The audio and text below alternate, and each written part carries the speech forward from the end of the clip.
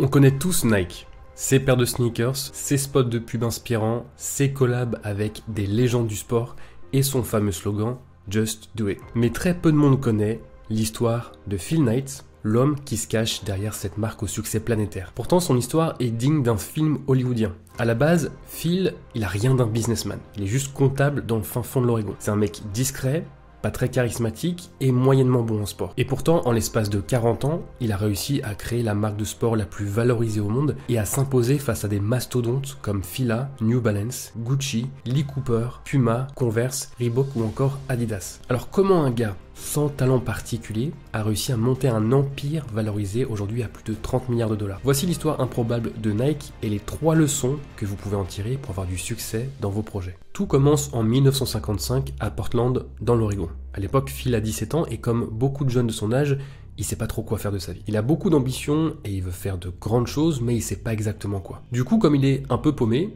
il décide de faire comme son père et de faire des études de journalisme à l'université d'Oregon. Pendant ses études, il teste différents sports en se disant que peut-être qu'il pourrait devenir un athlète de haut niveau, mais il est mauvais dans à peu près tous les sports. Au basket, il est même dernier de son équipe. Et puis un jour, il teste la course à pied et là, c'est la révélation. Il devient obsédé par ce sport, il y pense en permanence. Et comme Phil est quelqu'un de compétitif, il cherche à devenir le meilleur par tous les moyens. Alors bien sûr, il s'entraîne dur physiquement, mais il cherche aussi les meilleurs équipements pour atteindre des top performances. Et là, il se rend compte d'une chose, les équipements de sport aux États-Unis sont de très mauvaise qualité. D'ailleurs, beaucoup de coureurs finissent souvent les pieds en sang à la fin de longues courses. Et Phil y voit une opportunité. À ce moment-là, il s'inscrit dans le club de course de son université et fait la rencontre de Bill Bowerman, qui est coach de sport. Alors, retenez bien son nom parce que il va avoir un rôle crucial dans les années qui suivront. Ce qu'il faut savoir sur Bill, c'est que c'est un peu le MacGyver de la chaussure. Il passe ses week-ends à bricoler des semelles dans son garage, parce que comme Phil, il est obsédé par la performance. Donc autant dire que dès le début, les deux s'entendent très bien. En 1959, Phil obtient son diplôme et part à l'armée pendant 1 an. Pendant son service, il prend des cours du soir et un jour,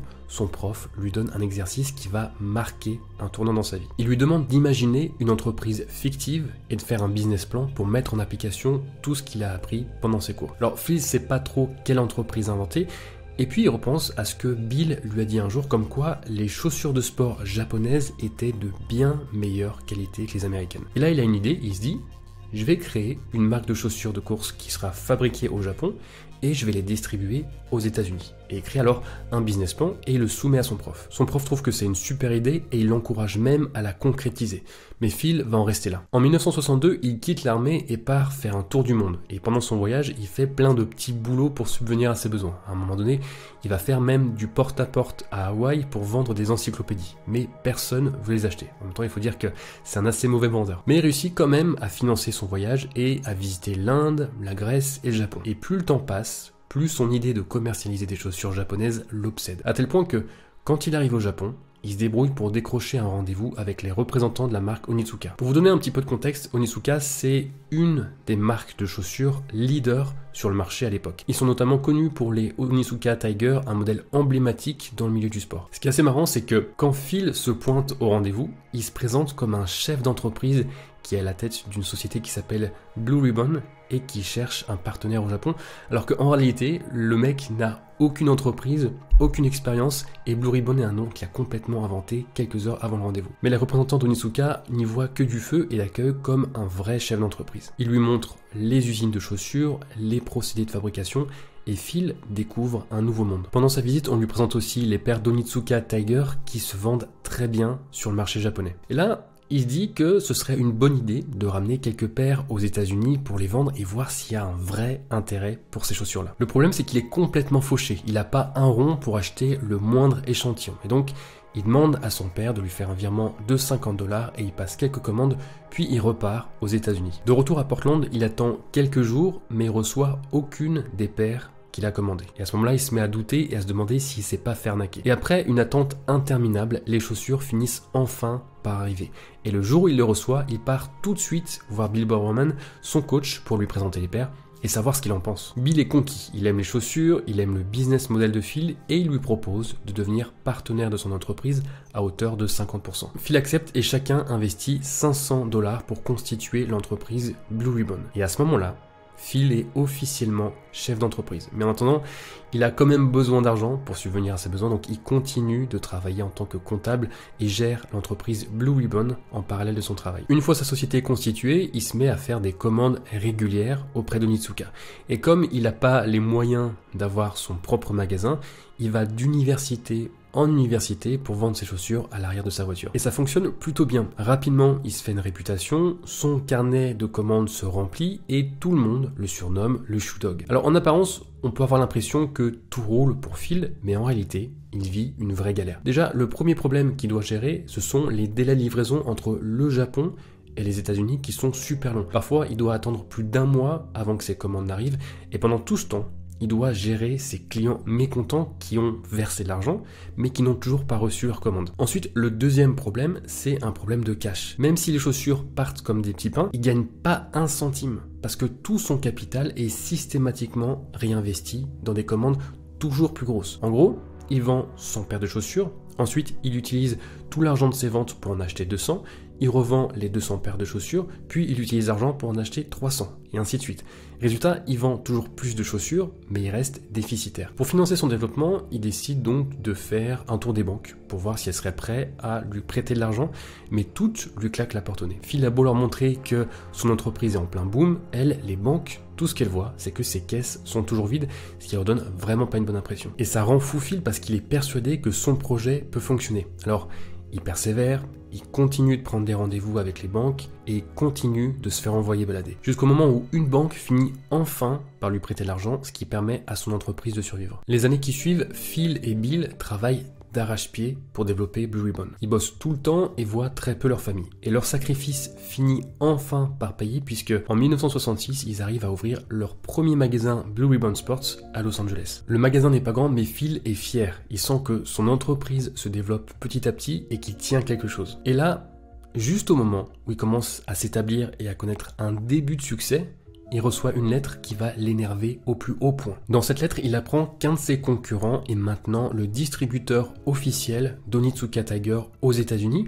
et qu'il n'est plus le distributeur exclusif. Alors pour Phil, c'est un vrai coup de poignard parce qu'il comprend à ce moment-là qu'il s'est fait trahir par Onitsuka, son fournisseur de longue date. Le pire, c'est que quelques mois plus tôt, il s'était accordé avec eux pour que Blue Ribbon soit le distributeur officiel de ses chaussures, mais ils n'ont pas tenu parole et ça rend fou de rage Phil. Phil convoque une réunion d'urgence avec Bill et après une discussion de plusieurs heures, ils sont tous les deux d'accord. Ils veulent plus vendre les chaussures d'Onitsuka, ils veulent produire leur propre paire de chaussures. Le problème, c'est qu'ils peuvent pas se séparer aussi facilement d'Onitsuka. Ce sont leurs seuls fournisseurs. Et même s'ils ont un début de succès, ils ont pas encore assez d'argent pour développer leur propre modèle de chaussures. Et donc, ils décident de continuer de collaborer avec eux, mais en parallèle de ça, ils commencent secrètement à travailler sur leur propre paire de chaussures. Et c'est une situation plutôt délicate parce que ils se doutent bien que tôt ou tard, ce projet secret remontera aux oreilles des représentants d'Onitsuka, donc ils sont un peu dans une course contre la montre pour développer leur propre paire avant que leur fournisseur ne soit au courant. Pour travailler plus rapidement, Phil décide de quitter son travail de comptable et de se lancer à temps plein dans son entreprise. De son côté, Bill Bowerman réfléchit à de nouvelles paires de chaussures que Blue Ribbon pourrait commercialiser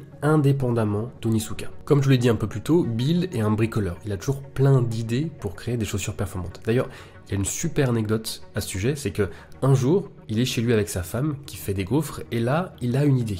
Il demande à sa femme s'il peut pas emprunter le gaufrier et ensuite il part dans son atelier. Il verse alors un plastique liquide dans l'appareil et il obtient une semelle avec la forme d'un gaufrier. Il se dit qu'avec cette forme, les chaussures auront une meilleure adhérence et c'est comme ça que la Waffle Trainer, un des modèles emblématiques de Nike, naît. Suite à cette première révolution technologique, Phil Knight voit que son entreprise est en train de prendre un vrai tournant et il veut que ces changements se reflètent sur sa marque. Donc il demande à tous ses employés de réfléchir à un nouveau nom de marque. Chacun propose des idées, mais ils n'arrivent pas à se mettre d'accord. Phil propose Dimension 6, mais tout le monde trouve que c'est un nom éclaté au sol, et jusqu'à la dernière heure, avant de soumettre leur nom, ils ne savent toujours pas quel nom choisir. Pressés par le temps, ils finissent par valider l'idée Nike qui est inspirée du nom de la déesse grecque de la victoire, Nike. Le nom de l'entreprise est maintenant validé et ils ont besoin d'un nouveau logo. Phil embauche alors Caroline Davidson, une étudiante graphiste, et pour $35, il lui demande un logo qui symbolise le mouvement. Elle lui propose alors cette fameuse virgule qu'on connaît tous et en 1972, Nike est officiellement créé. Maintenant, comme vous vous en doutez, ça plaît pas du tout à la marque Onitsuka qui voit bien que Nike est en train de prendre son indépendance. Donc ils leur font un procès, mais contre toute attente, Nike gagne et les entreprises cessent de collaborer. Cette séparation est maintenant possible pour Nike puisque leur propre paire de chaussures commence à bien se vendre. En 1980, soit 8 ans après le procès, Nike, qui était jusqu'à maintenant spécialisé dans les chaussures de course, décide de se diversifier et de produire des chaussures notamment pour le basket, le tennis ou encore la lutte. Et c'est là que Nike commence vraiment à travailler son marketing à fond. Ils veulent se positionner comme une marque qui aide les athlètes à repousser leurs limites, mais aussi comme une marque qui n'a pas peur de prendre des risques et de se battre pour ses convictions. Et ça se reflète dans tous leurs choix, y compris dans leurs choix de collaboration, notamment avec la toute première collab qu'ils ont faite avec John McEnroe, la légende du tennis. L'histoire raconte qu'un jour, un des représentants de Nike part dans un centre d'entraînement pour chercher des athlètes avec lesquels faire de futures collabs. Il demande alors conseil au responsable du centre qui lui dit « Bah écoute, ils sont tous bons, par contre évite le mec là-bas dans le fond, il a un tempérament de feu et il n'arrive jamais à garder son sang-froid pendant les matchs. »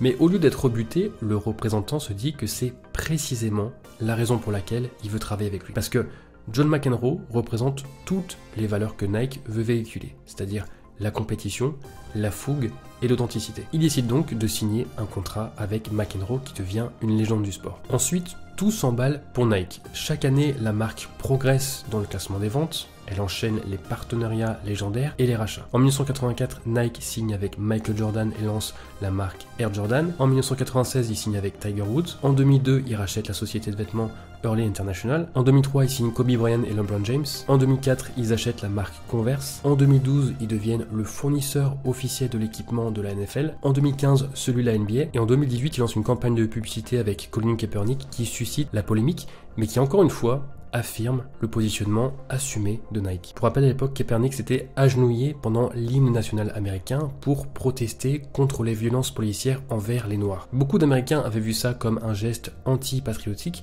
mais ça n'a pas empêché Nike de proposer un contrat à l'athlète. Suite à cette annonce, de nombreux Américains, notamment des pro-Trump, ont appelé au boycott de la marque. Certains ont même brûlé leur paire de Nike en signe de protestation, mais ça n'a fait que renforcer la marque et sa visibilité. D'ailleurs, suite à cette campagne, les ventes ont même augmenté de 31%. Ce qui est assez fou, c'est de voir qu'une marque de cette taille continue de prendre position sur des causes et continue de prendre des risques. Et c'est certainement une des raisons qui explique le succès de Nike aujourd'hui. Maintenant, vous vous demandez sans doute ce que sont devenus Phil Knight et Bill Bowerman après toutes ces années. Après plusieurs années à la tête de l'entreprise, Bill décède en 1999 à l'âge de 88 ans. Et Phil, quant à lui, il s'est retiré de ses fonctions de PDG de Nike en 2004 et s'assoit aujourd'hui sur une fortune estimée à 45 milliards de dollars. Plutôt pas mal pour un mec discret, pas très charismatique et moyennement bon en sport. Vous connaissez maintenant l'histoire de Nike dans les grandes lignes, et personnellement, je retiens 3 leçons de tout ça. Premièrement, la passion est le meilleur carburant pour réussir. Je le répéterai jamais assez, mais le meilleur hack de productivité, c'est d'être passionné par ce que vous faites. Si vous aimez ce que vous faites, vous serez motivé à travailler, vous serez focus, et vous passerez à l'action. C'était le cas de Phil Knight et Bill Bowerman dès le début. Tous les deux étaient profondément passionnés par la course à pied et la recherche de performance.